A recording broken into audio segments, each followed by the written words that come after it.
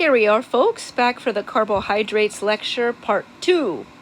In the first part of the lecture, we reviewed the structure and the function of carbohydrates, and we ended by talking about blood glucose regulation, using the hormones insulin and glucagon. Okay, so a couple quick things before we get into the specifics of carbohydrates and exercise. I want to talk about the quality of carbohydrates. So as you can imagine, saying to someone, your diet should be made up of 55% carbohydrates. That doesn't mean that they can have whatever kind of carbohydrates they want and still necessarily be healthy. If I had my way, I'd probably have like pastries all the time. A lot of carbohydrates in pastries. But that wouldn't make me a very good athlete. So we have to consider the type of carbohydrate and the quality of it. One way to look at that is looking at glycemic index and glycemic load. Let's define these one at a time. Glycemic index is a way of classifying foods based on how quickly they raise blood sugar.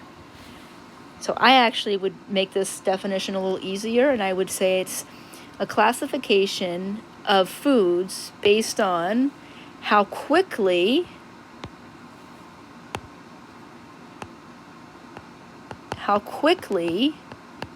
they raise blood sugar.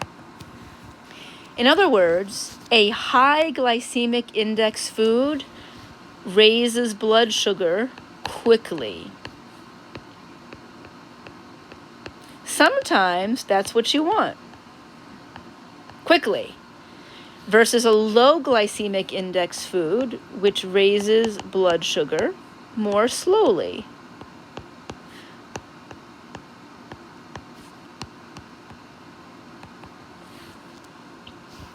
Sometimes, let's say that you're in the midst of a 10K running race and you're at 50 minutes.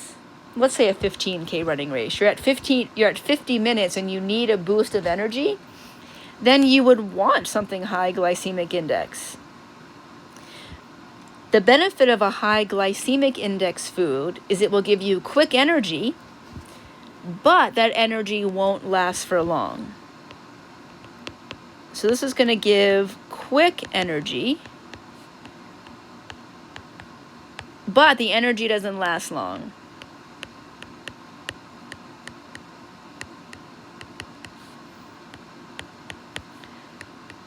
So this may make people likely to have a crash.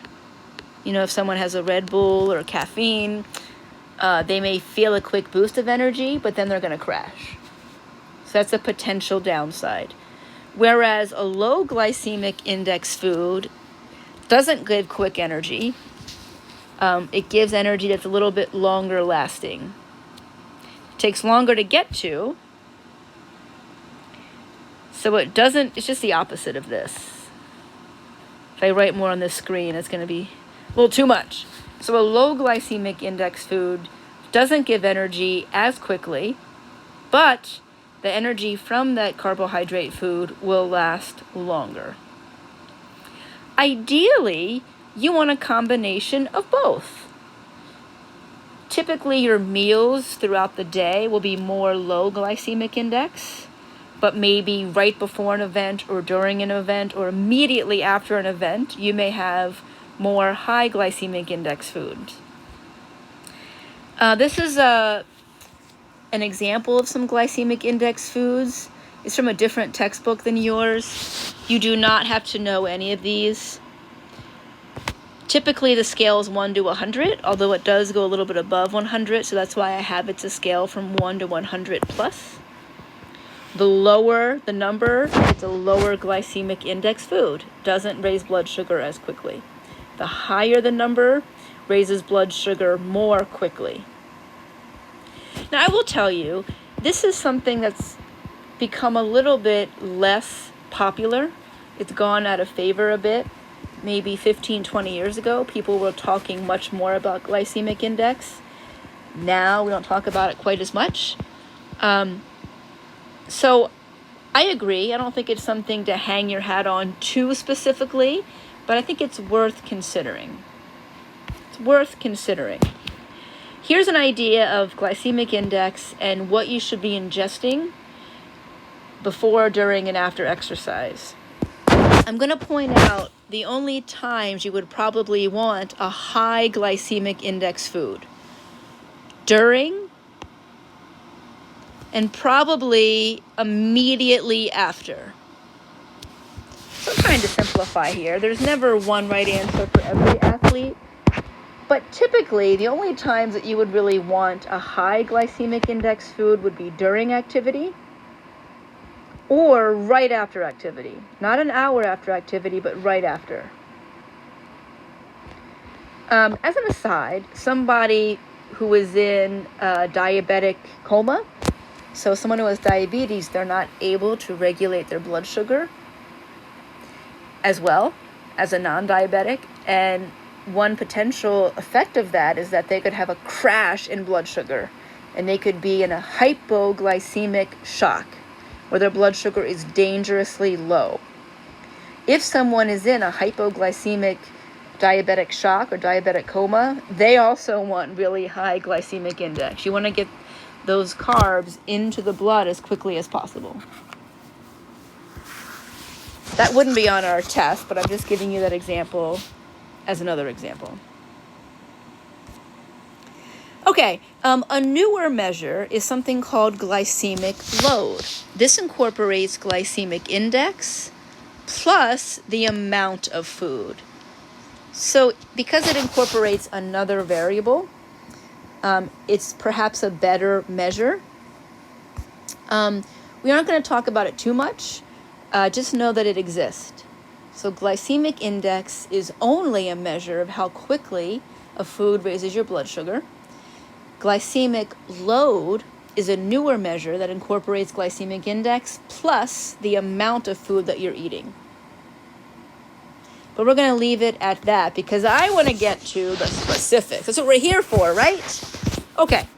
As we go through each nutrient, each macronutrient, carbs, fat, and protein, I figured a good way to give us a little bit more of a practical view is to give us 3 sample athletes. I came up with this first probably about 10 years ago, so these athletes are a little bit older, but you could substitute a newer athlete if you like. We're going to have 3 athletes. We have a power lifter. 10 years ago, Zydrunas Savickas was the world's strongest man. Then we're going to pick a team athlete. I picked Mia Hamm. You could choose any, maybe soccer, basketball player. Football is a different beast in many ways, but we could pick soccer and basketball. And then I picked an Ironman triathlete. Here we have Chris McCormack, Ironman triathlon world champion in 2010. Again, a little bit old by now, but you could pick another super endurance athlete, a marathoner, triathlete, or whatever. Okay? All right.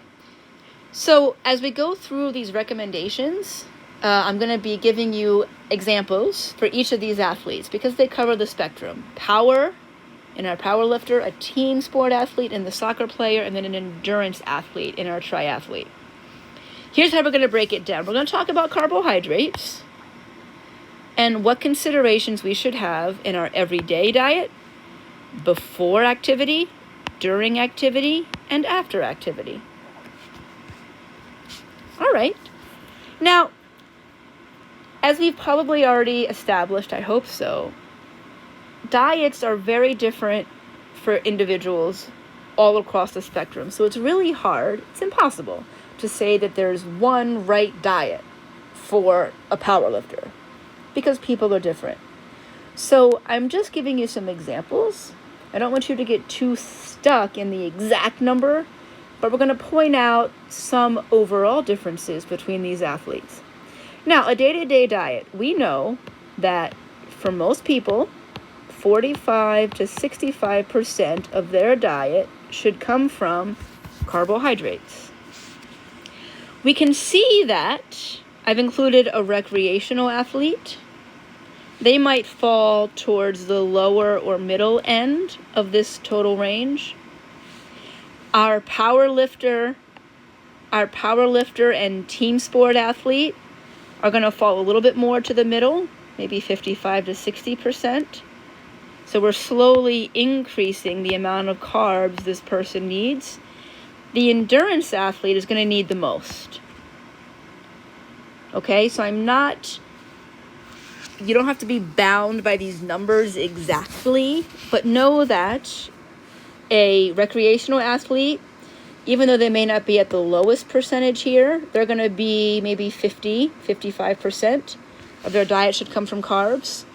But a team sport or a power lifter should have somewhere, maybe around 55 to 60. And then the endurance athlete needs the most carbs. I don't think that's the most surprising thing in the universe, that an endurance athlete needs more carbs in their daily diet than a team athlete or a power athlete. I've also given you some examples of grams of carbs per kilogram.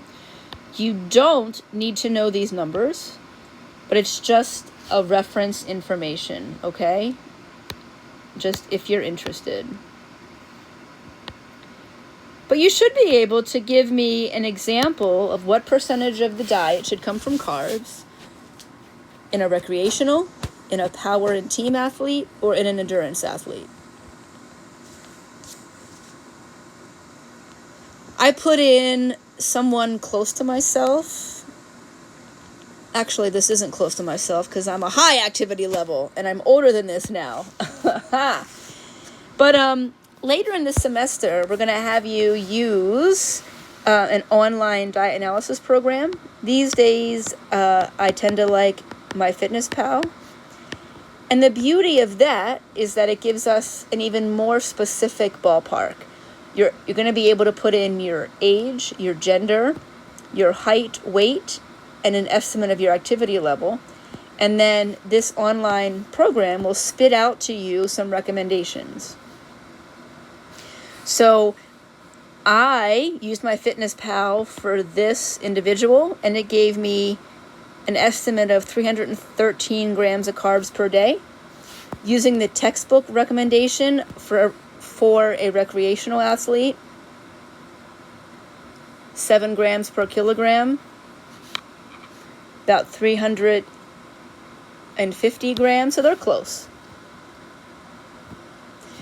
When you go through this, it's not like you have to be 313 and that's it. It gives you a ballpark. Maybe try and get between 300 and 350, knowing that some days you're going to be a little higher, other days you're going to be a little bit lower. All right, here's an example of our endurance athlete. This is actually Chris McCormack's age at the time, his height and weight. And when I used MyFitnessPal, it gave 600 grams of carbs per day. When I used the textbook recommendation, it gave 700. So it gives us a ballpark. Okay. What about the days before exercise? Now we're going to start to introduce some science. Before exercise, our goal is to make sure that our muscle glycogen stores are full to the brim. Remember, glycogen is stored sugar, and glycogen is stored in the skeletal muscles and the liver. Before exercise, our focus is going to be mostly bringing in carbohydrates to fill up or replenish, if they've been down, our muscle glycogen stores. In the case of an endurance athlete, there is something called carbohydrate loading. It used to be that people did a 5 to 7 day carbohydrate load, where 5 to 7 days before the Ironman, they would just bump up their carbohydrate intake by a lot. What we found is that you don't need to do it that long. Here it says 3 days. Some people might even argue 1 to 2 days. So I'm going to say an effective carbohydrate loading, this would only be for an endurance athlete, because they're going to be burning so many carbohydrates during their longer event. These are the only athletes that will really benefit from a true carbohydrate load. I'm going to say 1 to 3 days of carbohydrate loading before is recommended. The key here is to get, and it used to be that you would first deplete your glycogen and then rebuild it back up. But we found that that's not an effective way to do it either. So I'm going to actually erase this. Cross it out, I mean. The newest thinking about carbohydrate loading is that for 1 to 3 days leading up to your event, you have a high carb diet. We found that no longer do you have to deplete your carbs before that. Again, this is best suited for endurance athletes only. This would be suitable for when the actual competition is 1 day, not something that's consistent days over time like the Tour de France. Some people would argue that you want to instead do a moderate carb load. I would say it's individual. Some people like to really push the envelope. I don't.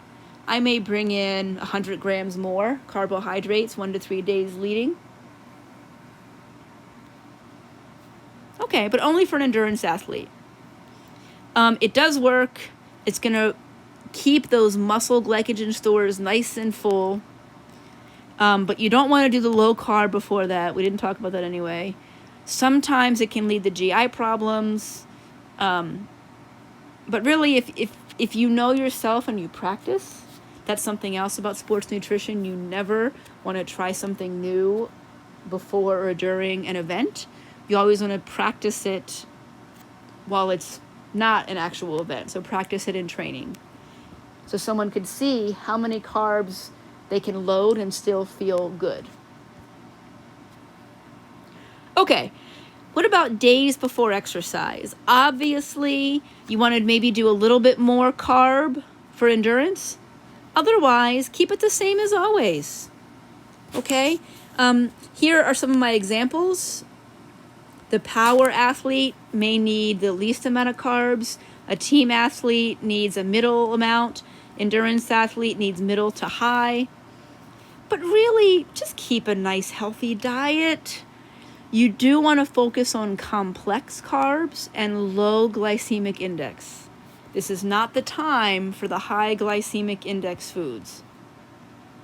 Complex carbs, and not just one type, so not just all pasta.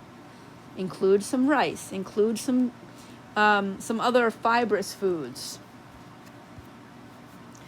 Now, the day of. This is really dependent on what your activity is. If it's an Ironman athlete and the gun goes off at 6:30 in the morning, I'm not going to be eating something 3 hours before because I'll be sleeping.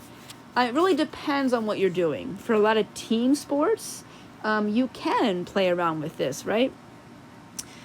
The goal here is to replenish all of our glycogen stores.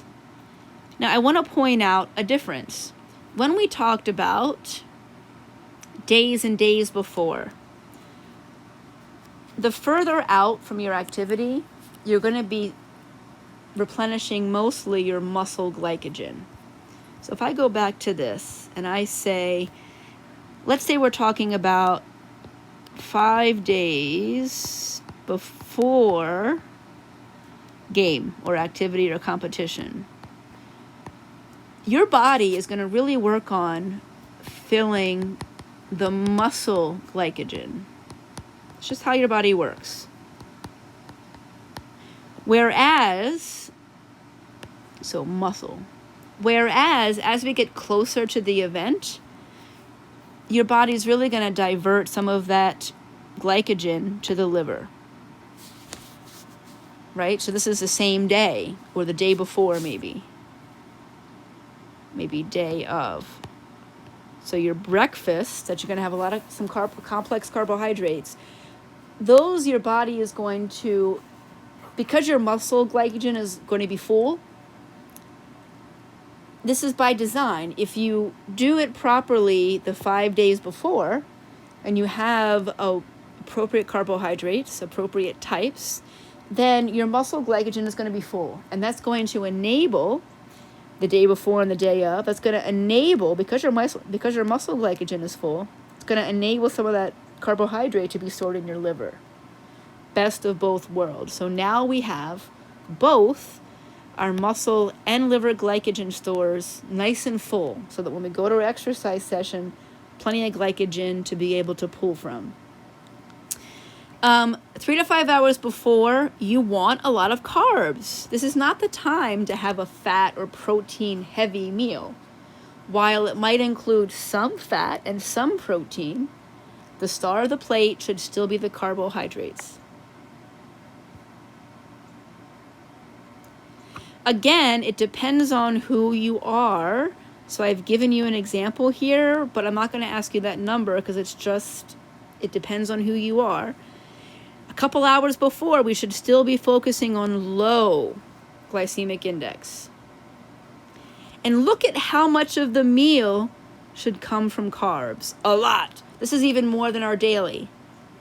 So think about, if we were going to take an average, we would say maybe 75% of the plate 3 hours before should be carbohydrates. Maybe a nice pasta dish with some chicken or tofu thrown in and some veggies. But have a pretty healthy amount of the pasta. This person should not be worrying about gaining weight. As a matter of fact, if someone, there are some sports where weight plays a role. I do a lot of cycling, and your weight on the bike matters because if you're heavier, you got excess fat, you got more weight to pedal up a hill, and it's harder. But the weeks leading up to a competition, the day of a competition, you should not be worried about your weight. Now, wrestlers, I understand, is a different beast.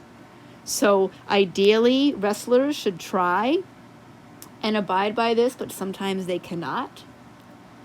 But for the rest of us, if you're worried, if you want to lose weight, if you want to trim down, the off season is the best time for that. Because if you start doing it now and you're worried about weight the day before your activity or the morning of, you're not going to be fueled. All right, I'm off my soapbox. I apologize for that.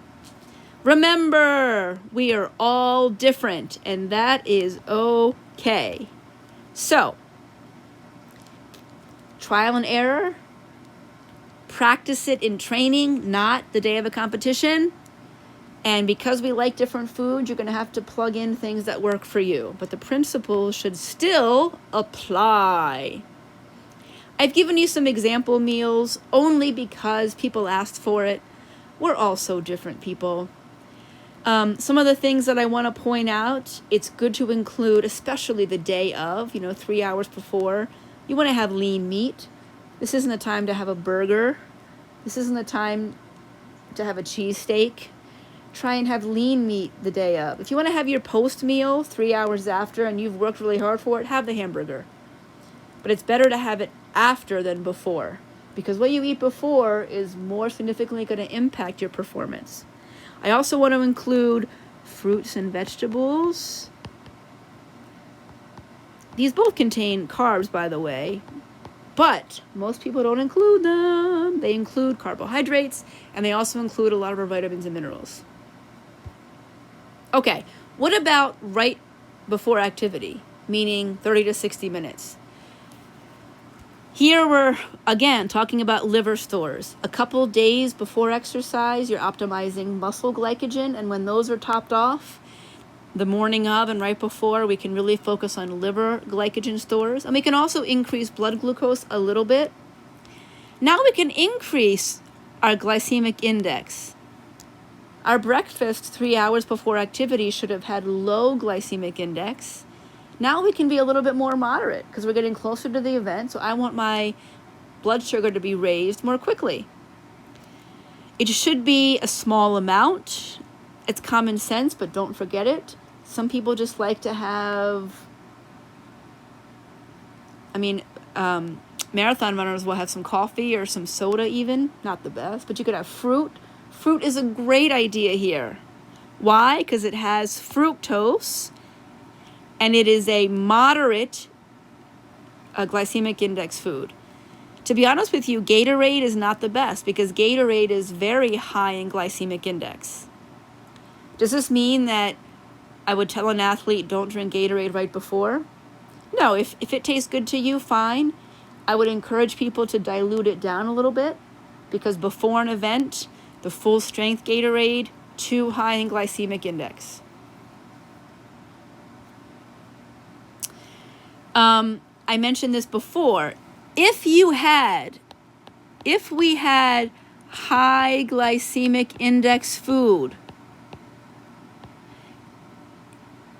it would result in that crash. The fancy word for the crash is rebound hypoglycemia. Hypo means less than, so not having enough sugar. So that's why we're focusing on moderate GI index, glycemic index. We want to avoid that crash. And you avoid that crash by avoiding high glycemic index foods 30 to 60 minutes before an activity. Here are some examples of what some people might do. Fruit is a great thing. Those gels are okay. You just got to be careful it's not too high or too much. But a little bit of sugar, half an hour before, can top off the blood sugar really well. Just keep it to moderate glycemic index. All right, what about during exercise? Remember, only people who are exercising about an hour continuously need to bring in anything aside from water. The only people that need carbohydrate intake during exercise, if that exercise is maintained over 60 minutes. This would be our team sport athlete. Maybe it's a 45-minute first halftime, have some carbohydrates. You're a football player at halftime. Even though it may not have been continuous, football has very high intensity bouts. After 2 halves of those high intensity bouts and rest, have some carbohydrates. Does someone studying at home need Gatorade? No. It's only added sugar. It might taste good, but it's doing nothing for you while you're studying. People drink Gatorade too much. Just saying, because otherwise it's just added sugar. You might as well have a soda, really.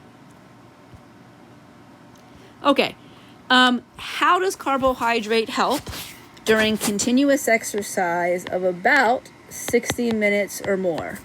Well, it's going to maintain your blood sugar. If you exercise for less than an hour in duration, you have enough blood sugar. You have enough glycogen, muscle glycogen. You're good to go.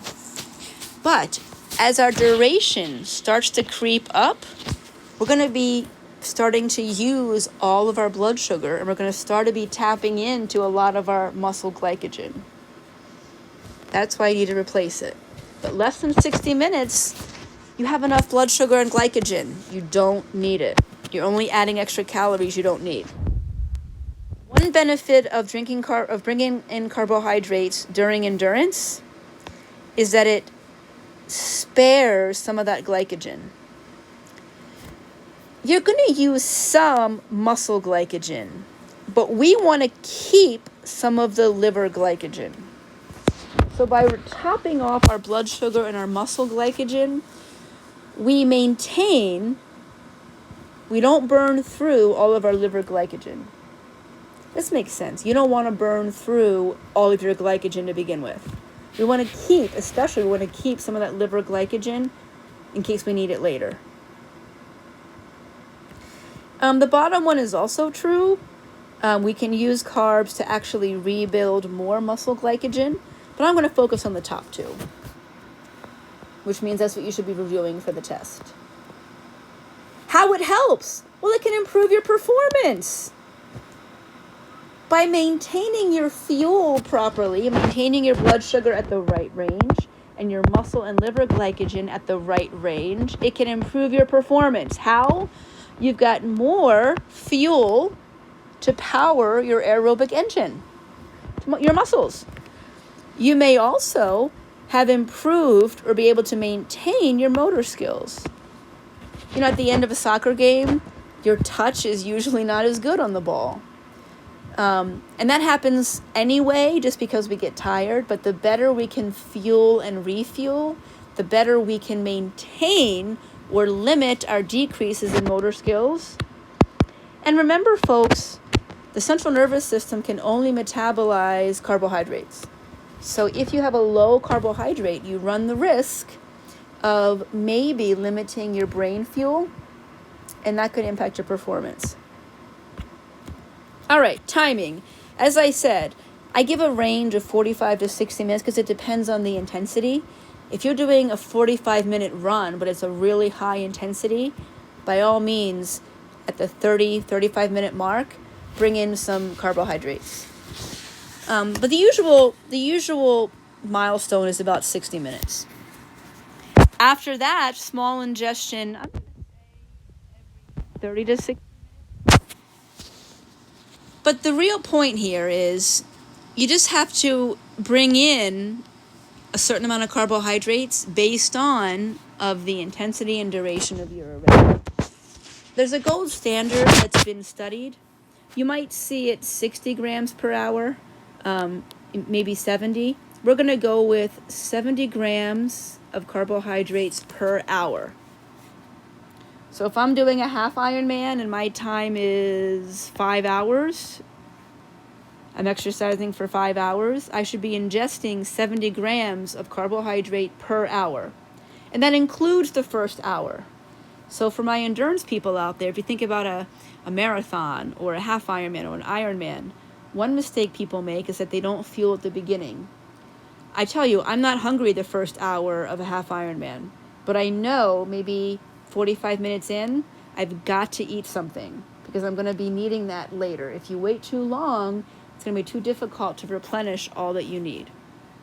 So know this number. The gold standard is about, for exercises 60 minutes or longer in duration, to bring in about 70 grams of carbohydrates per hour. I've given you some examples of what that would look like. You could also use the goo gels. There's like sport beans. There's Gatorade has little like square gummies.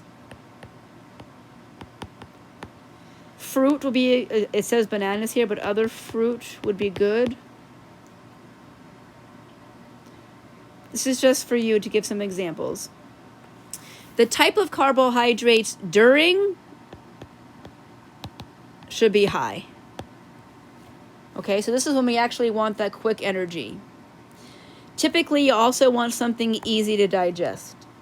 The bigger surface area it has, the easier it is to digest because we can attach more enzymes to it. How about that, bridging it together back from lab number 4? These have a higher surface area, can be digested faster because more enzymes can attach to it. I've given you some examples here. I've just listed off the types of carbohydrates that would be good during activity. I'm not going to ask you these specifically, but if you're reading your label, these are the types of sugars that you should look for. And I pulled out a Gatorade bottle and I looked at the ingredient list, sucrose and glucose. Sucrose and glucose. Isn't that great?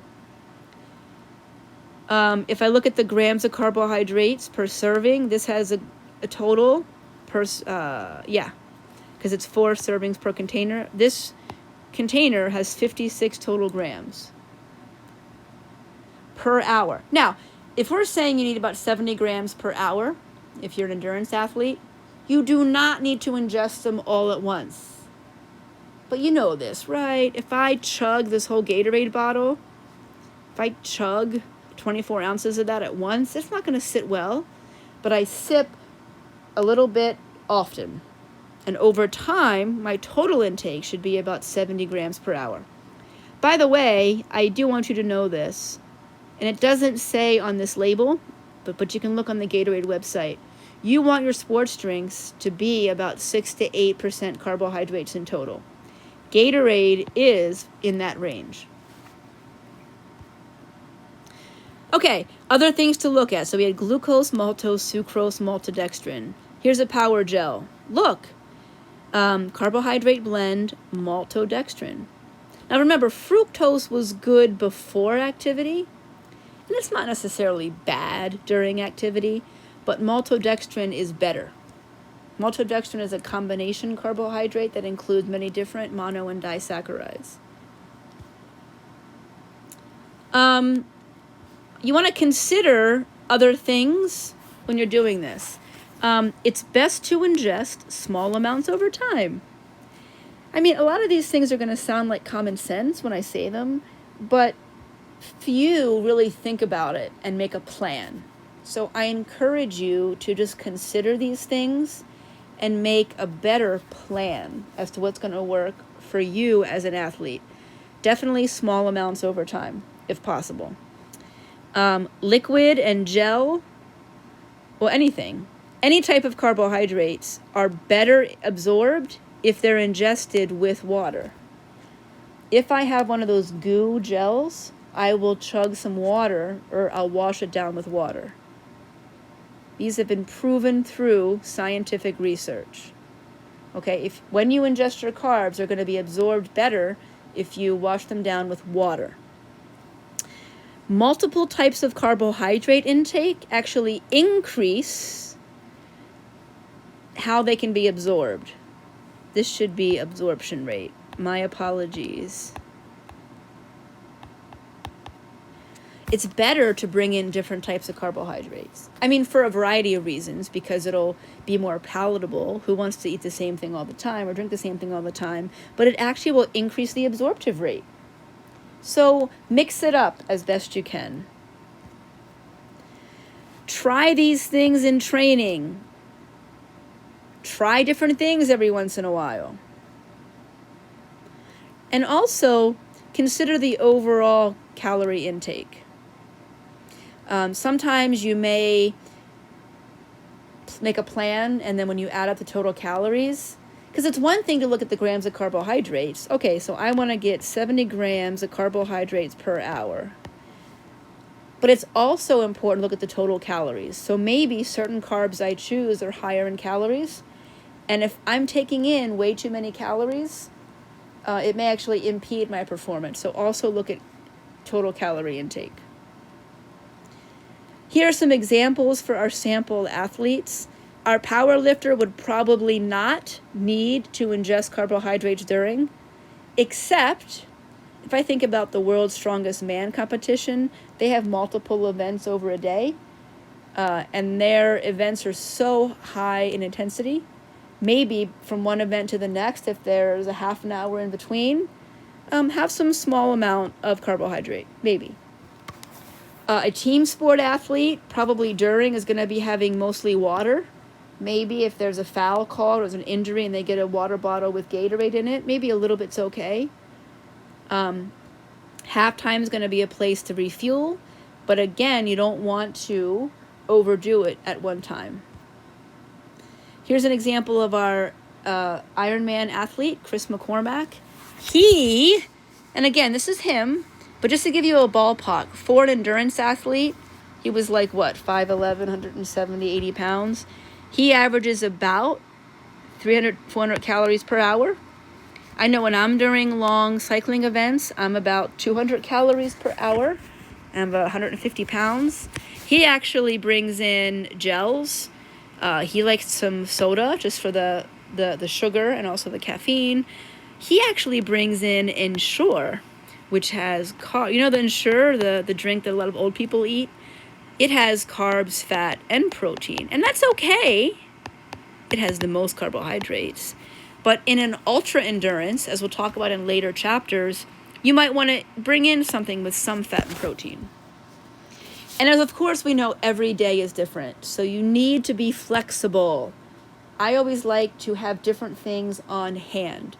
Same thing for you, whether it's a team sport or anything. Some days your stomach might be a little bit upset, so what you normally have might not work, so you might need a little something easier on your stomach, like watered down Gatorade. So have many things at your disposal. Other times you might be feeling yourself becoming more hungry and thirsty. Maybe it's really hot out. Always bring extra. All right, what about after exercise? Here we are going to replenish all of our glycogen scores. Remember, before, a couple hours before, we were replenishing our muscle glycogen, whereas right before activity, we're replenishing our liver glycogen. Well, after exercise, you want to replenish all of your glycogen. The better off you replenish that, the better off your body is going to be able to recover, because it's going to have the fuel for your cells to be able to recover. How to do it? It's best to begin quickly. It's best to begin quickly. Maybe, I would say, 15 to 30 minutes after, you want to bring in some carbohydrate. Not a whole lot, but some. Maybe some fruit, maybe some watered down Gatorade. The amount is dependent upon what you did. You can see I've given you an idea, but you don't have to know that specifically. I think fruit is a good thing. Watered down Gatorade is a good thing. Right away, 15 to 30 minutes after exercise, you want high glycemic index food. You don't really need anything else. I know protein, of course, protein is needed for recovery, and we'll talk about it with a whole chapter. But immediately after, you do not need protein.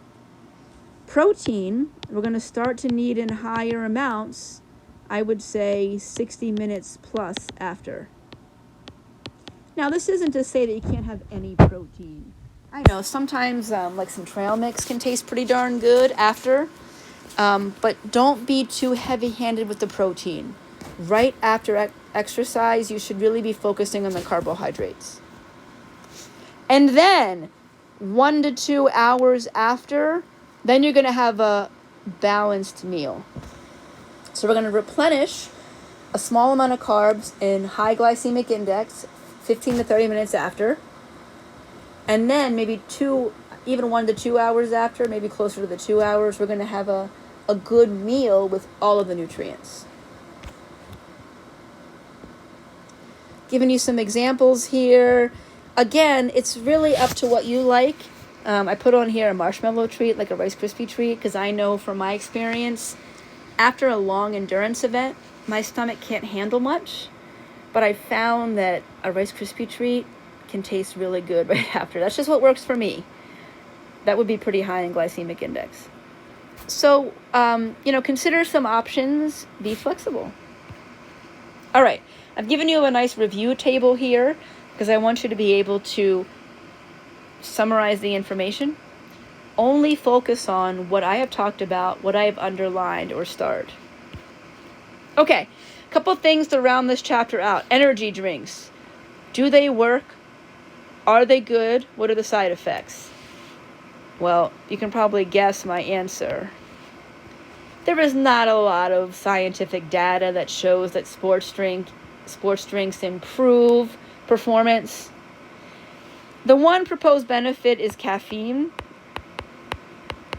And of course, these are going to have sugar in it. Sometimes they may even have amino acids. Some of the sports drinks are boosted with amino acids. No. Sugar, you're better off getting something through Gatorade. It's more balanced. It's not just raw sugar and water. Caffeine, you're better off getting it from something else, like cola. Cola, I would definitely recommend cola over an energy drink. And look here, this even says low carbohydrate. Well, what's the point? So as an athlete, I would not recommend these whatsoever. There's better forms to get in our caffeine and our sugar. A lot of these energy drinks have way too much sugar. Bad. Better off to use some Gatorade. All right, that's it, folks. A lot to cover. If you have questions, please contact me.